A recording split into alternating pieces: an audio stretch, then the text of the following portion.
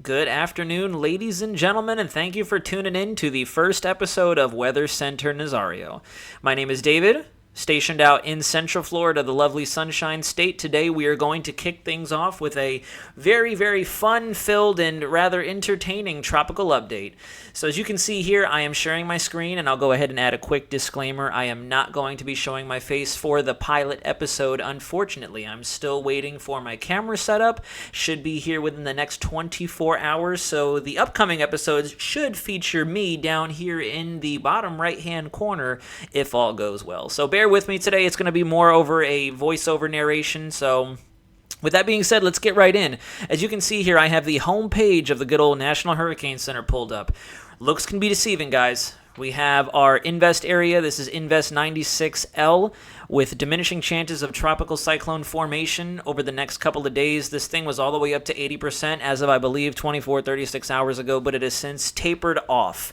It looks like conditions are no longer favorable or conducive, as they like to say, for tropical development. Honestly, the race was on between 96 and the now fully diminished post-tropical cyclone 97L that is now racing off to the very northern Atlantic, approaching the Arctic Circle, as a matter of fact, no longer representing any tropical characteristics there. But I'm only pulling this up and showing you the next 7 days because despite 96L being out there all by its lonesome, things are looking fairly interesting for our medium to long-range model forecasts. I'm going to take you through a plethora of different tabs that you can see at the top of my screen. I'll try not to be super long-winded for this first episode. We're already at 1:45. I tend to talk a lot when we go into meteorology. So hang tight, fasten your seatbelts, folks. Let's get right into it. I love this website. We're looking at weathermodels.com. Just recently started a subscription with these folks not too long ago. I want to say within the last month and a half, they have an abundance of wonderful tropical products and continental U.S. products. But for the sake of this first episode, we're going to dig right into mainly the tropical Atlantic. Right here, what you're looking at is the UK Met model. The UK model is actually one of the more accurate models and did the best with Hurricane Ian of last year. If you guys are familiar with that, for those of you native to Florida, we had late September, Hurricane Ian blew through here. And the UK Met was one of the more reliable and accurate models from the start of its development in the Central Caribbean all the way up to its landfall in Southwest Florida. So if we go through the loop here, you can see we're looking at 500 geopotential height and wind velocity, how much spinach, as Mike's weather page likes to say, in the mid to upper levels of the atmosphere. And you can see at the 120, 126, 132 hour mark, we've got a nice bowing in the contour gradient pattern here with some isolated indications of rotation in the upper levels of the atmosphere. This, I believe, is going to be one of our next invest areas, ladies and gentlemen. I'm not forecasting it. I'm not really calling it or solidifying this in stone. However, just based off of what I've looked at over the last 24 hours, I think this is going to be a spot that we're going to have to watch. And I'm going to take you through a couple of different elements as to why I think we're going to have to keep a close eye on this. Let's switch over to the GFS. The GFS has been funny all year. The GFS has been very aggro, aggressive, and everything that it's called for. Something big's going to happen, and then nothing kicks off. We've had a couple of instances where we've had major hurricanes forecast by the GFS colliding with some point in the southeastern United States, whether it be here in Florida, the Carolinas, the Alabama-Louisiana coastline, sometimes even Central America, Mexico, southern Texas. It's been all over the place. The reason I want to go over the GFS, though, is it's very interesting. For the very first time of the 2023 hurricane season, it is not the most bullish and outlandish-looking model. We're here at 12 Zulu on August 8th, looking at our what could possibly be our invest area. This is once again 500 millibar geopotential heights and rotation in the atmosphere, looking at our vorticity at 500 millibars. As we go forward, you can see this attempts to consolidate. We're still looking down in this general region, but you can also see that the vorticity values start to drop off a little bit, and we get this other little bit of spinach here just upstream of that feature. That's the one on the GFS anyways I think we're going to have to watch out for. As you see, we go through the loop. Now, that bad boy is situated right off the southeastern coastline of the Florida Peninsula, right over the western extremities of the Bahamas. Let's switch over to the CMC, the good old Canadian model. Now, this has been on and off all year. Typically, as I mentioned previously, the GFS is the one that's very, very aggressive with its features, especially tropical entities.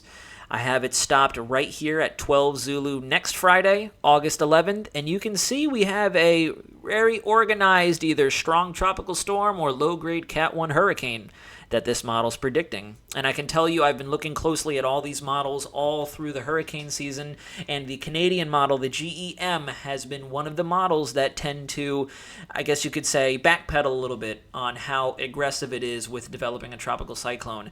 This is honestly a rare instance. I want to say outside of maybe one, if not two, of countless model runs so far since the start of June, since the start of hurricane season, this may be one, if not the second, where I've seen something as deep as 992 millibars on this model.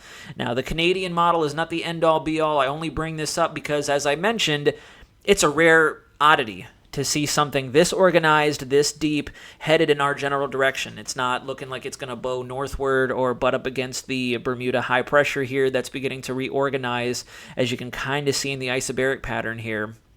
So definitely worth watching. This has been here for the last couple of model runs. As a matter of fact, we'll switch back to 0Z at the same time. And there she is. Once again, this is the traditional depiction of what the Canadian model likes to pick up on. Just an organized cluster of shower activity, an organized tropical wave, maybe some spinach associated with it to make it a tropical disturbance, an invest area, but nothing that crazy. Nothing that would indicate an actual named system. We'll go back to 12 Zulu yesterday on Monday, and you can see once again we have a 1,007 millibar closed circulation in the isobaric pattern. This would indicate a organizing tropical depression. Not a named storm, but again, as you can see, we'll go back in time. We'll go one more step. This is 12Z on July 31st. We'll go to 0Z. One more time, and there it is. Once again, we don't have a very organized system, but you can see what looks to be a tropical signature right in through here. Got the bowing and the isobars. What looks to be maybe a closed isobar right in here. Let me go ahead and switch the perspective real quick. We'll zoom in on this bad boy. We'll go tropical Atlantic for the same time, August 10th. Yeah, there's a very weak little closed isobar there. But let's go back to 12Z today. You can see right there we got 1,008 millibar, 1,005, 1,004, 1,002, and by now we're looking at potential tropical storm Emily. 998, 993, 992. So this is a pretty moderate to high-grade tropical storm that the Canadian model's picking up on. And guys, I'm not trying to raise alarms or hit the panic button, but this is just very interesting to see, especially consistently looking at these models day in and day out from early parts of June up until now. You don't really see this on the CMC. I'm going to switch right over to my next tab. This is the Icon model.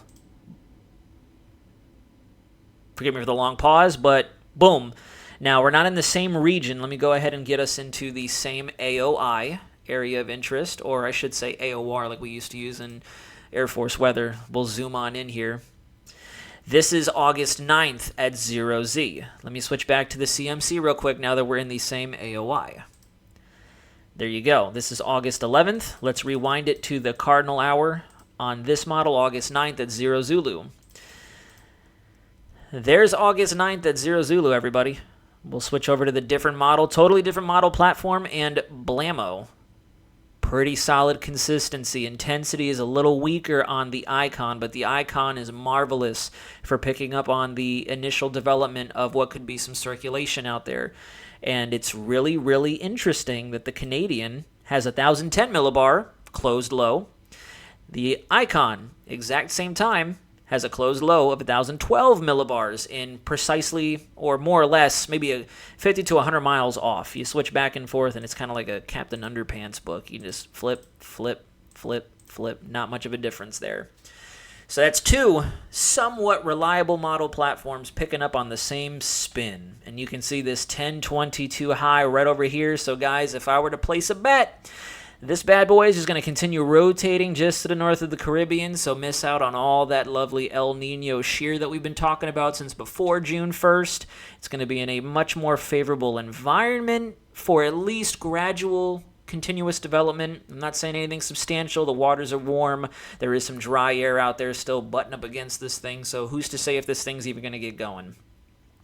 Switch over to the GFS steering pattern. This brings me right into my next little tidbit. No pun intended. We were just on tropical tidbits. Brings me in my next tidbit. So what we are looking at here is the steering pattern, the steering current in the case of streamlines for the tropical Atlantic. This is between, I believe, 700 to 200 millibars. This is not the one I want. I want 500 to 850.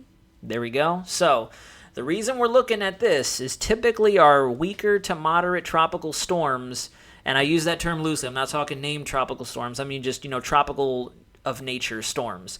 They're typically influenced most by the winds between 5,000 to 15,000 feet, sometimes as high as 18,000 feet. It's when you get the stronger storms that really begin to deepen and stack up to the upper levels of the atmosphere. We're talking major hurricanes at that point, that they get to feel the effects of pretty much every level of the atmosphere. We're talking all the way from the surface up to dang well near the tropopause, where the jet stream is at. I bring this up because if you look at the different levels of the atmosphere for that time, we'll fast forward here. This is once again way out into the future. We'll go to, there it is, 0 Zulu on the 9th. Look at all this anticyclonic spinach right here, and you have this fast current of winds. This is exactly why I think both the Icon and the CMC and what is kind of represented on the GFS are driving this system off to the west-northwest, maybe a little bit to the northwest, and it's going to continue a bit of a westward path towards the Bahamas, towards the state of Florida, the southeastern United States, and from there it's anybody's game, and I'll show you why right now.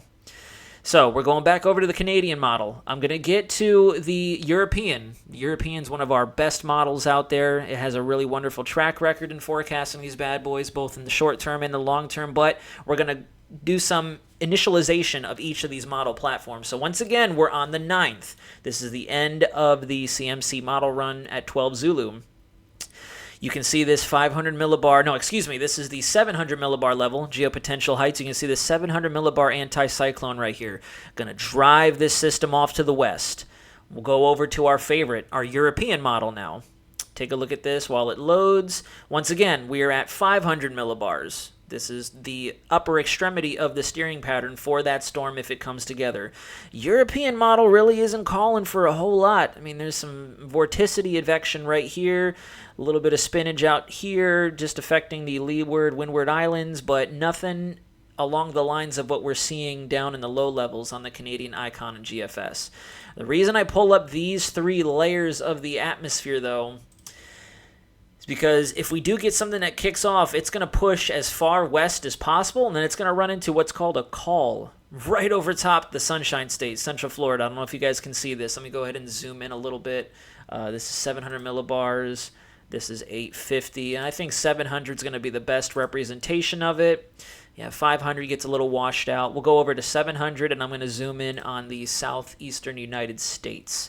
Going to get real up close and personal at this level just so I can show you.